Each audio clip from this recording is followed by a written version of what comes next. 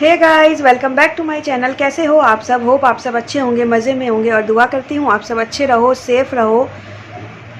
So guys, thank you so much. आप सब ने इतना प्यार दिया, मेरे पुराने वीडियोस को आप सब देख रहे हो, मुझे पता चल रहा है व्यूज़ से सब्सक्राइब्स बढ़ रहे हैं, तो थैंक यू सो मच। तो गाइस, मैं वीडियोस नहीं बना पा रही हूँ, इसका कारण तो आप सबको पता ही है कि मेरे पैर में चोट लगी है, तो मुझे 1 मंथ का बेड रेस्ट है, तो मैं व्लॉग्स अच्छे नहीं बना पा रही हूँ। उसके लिए सॉरी। बहुत जल्दी पैर ठीक होगा तो मैं व्लॉग्स बनाऊंगी अच्छे, बट अभी नहीं बना पा रही हूँ, और कब बनाऊंगी ये भी नहीं पता है, क्योंकि अभी मुझे बहुत ज़्यादा आराम नहीं है पैर में। तो देखते हैं कब मैं बनाती हूँ और व्लॉग्स लेकर आती हूँ। और दूसरा रीज़न ये है कि दोस्तों, अभी का माहौल ऐसा है कि लोग हमसे इतने दूर हो रहे हैं, हमारे अपने हमसे दूर जा रहे हैं। पता नहीं क्या हो रहा है, नहीं हो रहा है, बट मैं आप लोगों से इतना कहना चाहूँगी कि प्लीज़ आप लोग ध्यान रखें, घर पे रहे, बिना किसी कारण के बाहर ना निकले, ऑलवेज़ मास्क यूज़ करें, लोगों से डिस्टेंसिंग बना के रखें, मतलब डिस्टेंस मेंटेन करें। सो गाइज़, और सबसे बड़ा कारण ये है कि मैं अभी लाइव भी नहीं कर पा रही थी, क्योंकि मन ही नहीं कर रहा था वाईटी पे लाइव वाइव करने का, बिल्कुल भी मन नहीं कर रहा था। क्योंकि वाईटी की मेरी सबसे प्यारी दोस्त, मेरी सबसे प्यारी रिलेटिव्स तो जो थी ज्योति केजरीवाल, वो अब नहीं रही।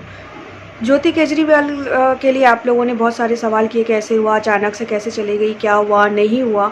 सो गाइस, तो मैंने सोचा आज मैं ये आप लोगों के सवालों का जवाब दूं।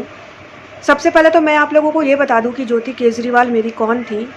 तो गाइस, ज्योति केजरीवाल मेरे बड़े पापा की बेटी थी, यानी कि मेरी दी की लड़की थी वो। और हम दोनों का बचपन से ही रिश्ता बहुत ही अटूट है। हम दोनों, मैं ज्योति से छोटी हूँ, बट हमेशा एक दोस्त की तरह हम दोनों रहे, साथ में रहना, हम दोनों ने साथ में बहुत टाइम स्पेंड किया है। मैं उसके हर सुख दुख में उसके साथ रही हूँ, उसके हर पल हम दोनों एक साथ हमने गुजारे हैं। मतलब मेरा और उसका रिश्ता कुछ हटके ही था, क्योंकि हम दोनों में बहुत ज़्यादा ही प्यार था। बस उसकी शादी होने के बाद फिर उससे थोड़ी सी दूरियां बढ़ गई, मतलब बढ़ गई ऐसा कि उसकी शादी हो गई और मैं मेरी पढ़ाई में लग गई, तो इसलिए उससे बातें कम होने लग गई। और अचानक से वाईटी पर फिर मेरा चैनल आया, और उसकी तबीयत ख़राब रहती थी, तो मैंने उसको अपने चैनल के बारे में नहीं बताया था। उसको पता चला तो बहुत गुस्सा हुई, मुझे बहुत कुछ बोला उसने कि तूने मुझे बताया नहीं, ऐसे। फिर वो मेरे आई चैनल पे, और फिर मेरे लाइव पे आई, और बस उसके बाद तो वो आई और छा गई मेरी लाइफ पे। लोगों को लेकर आना, लोगों से बातें करना, सबकी लाइव में जाना, बिना मेरे बोले वो जाती थी, सबको लेकर आती थी। उसने मेरा ही नहीं, पूरे वाईटी में बहुत सारे फ्रेंड्स बनाए, बहुत सारे फ्रेंड्स की हेल्प की है उसने, बिना किसी स्वार्थ के, निस्वार्थ भाव से उसने बहुत लोगों की हेल्प की है। वो थी वैसी, वो नेचर शुरू से ही वो ऐसी थी, शुरू से ही वो हेल्पिंग नेचर की थी। और मैं क्या बताऊँ, उसके साथ मेरा रिश्ता, मतलब मैं उससे कोई भी बातें करती ना तो कुछ भी बोल देती। मुझसे बड़ी थी, बट कभी भी मुझे रियलाइज़ नहीं हुआ कि वो बड़ी है, क्योंकि हम दोनों का रिश्ता ही ऐसा था। हम दोनों के बीच कोई भी सीक्रेट नहीं रहता था, कोई भी सीक्रेट बातें नहीं थी। हम दोनों एक दूसरे से हर बात शेयर करते थे। ये तो उसकी शादी हो गई, उसके बाद मैं थोड़ा बिज़ी हो गई अपनी लाइफ में, वो भी अपनी नई लाइफ में बिज़ी हो गई, इसलिए हमारी बातें थोड़ी कम होने लग गई। और वाईटी के दौरान तो फिर हमारी बहुत ज़्यादा क्लोजनेस बढ़ गई, बहुत ज़्यादा हम करीब आ गए। फिर से वो पुराने दिन याद आ गए। उसने कभी भी मुझे रियलाइज़ नहीं कराया कि हम दोनों दूर हो गए थे।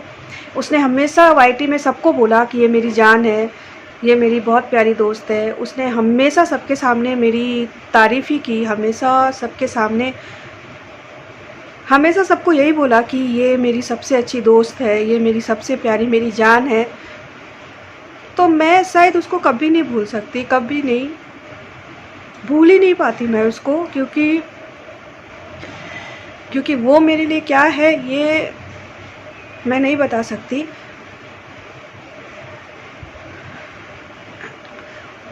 और दोस्तों, उसके जाने के बाद मुझे रियलाइज़ हुआ कि लाइफ में जो लोग हमारे पास होते हैं ना, क्या इम्पोर्टेंस होती है उसकी, ये ना उसके जाने के बाद समझ में आता है। और ये बात मुझे उसके जाने के बाद समझ में आई। सो गाइज़, लाइफ में जब हमारे पास अच्छे लोग होते हैं ना, तो हमें शायद उसकी वैल्यू पता नहीं होती, लेकिन अगर वो हमसे दूर हो जाए ना, तब हमें उसकी वैल्यू पता चलती है। और आज ज्योति की क्या वैल्यू थी, आज ये मुझे पता चल रही है। और शायद वाईटी के सारे दोस्तों को पता चल रहा होगा कि क्या थी वो। बहुत लोग रोए हैं उसके लिए, बहुत लोगों ने दुआ मांगी थी, बहुत लोगों ने सच्चे दिल से दुआ की थी। यार, भगवान ने हमारी दुआ सुनी ही नहीं। शायद भगवान को हमारे ऊपर तरस ही नहीं आया और भगवान ने उसे हमसे छीन लिया। ऐसा क्यों होता है? हम जिसे इतना प्यार करते हैं, जिसे, और वो हमसे दूर चले जाते हैं। तो दोस्तों, मैं बताना चाहूँगी कि ज्योति शुरू से वो बीमार नहीं थी। ज्योति बहुत हंसमुख लड़की थी, बहुत हंसती थी, लोगों से बातें करना, हंसी मजाक करना, सभी के साथ वो घुल मिल जाती थी। दिल की बहुत अच्छी थी, कोई भी उससे प्यार से बातें कर ले वो सबके साथ एक हो जाती थी। और ज्योति बहुत खुले किस्म की लड़की थी, बहुत खुले किस्म की लड़की थी। उसको प्रॉब्लम कुछ नहीं था, बस उसकी तबीयत अचानक से शादी के बाद थोड़ी सी ख़राब होने लग गई। शादी के बाद उसकी तबीयत थोड़ी ख़राब रहने लग गई, वो बीमार रहने लग गई। और लेकिन ऐसा नहीं था कि वो बीमार रहती तो खुश नहीं रहती। वो बीमार होती, थोड़े दिन बीमार रहती, और जैसे ही ठीक होती वो वापस से खुश हो जाती। और अचानक से ही उसको एक दिन खांसी हो गई, बहुत तेज़ खांसी हो गई। तो पहले जब उसे थोड़ी थोड़ी खांसी आई तो उसने दवाई वगैरह इग्नोर किया, दवाई नहीं लिया। और उसके बाद खांसी उसकी बहुत ज़्यादा बढ़ गई। खांसी बढ़ जाने के बाद वो दवाई लेती, बट वो खांसी उसकी नहीं रुकी और उससे सांस लेने में प्रॉब्लम होने लग गई। और अचानक से खांसी इतनी तेज़ हो गई, अचानक से इतनी ज़्यादा खांसी हो गई रात को कि उसे अचानक से हॉस्पिटल में भर्ती करना पड़ा, उसे हॉस्पिटलाइज्ड करना पड़ा और उसे तुरंत ऑक्सीजन दिया गया। उसके हस्बैंड ने बहुत कोशिश की।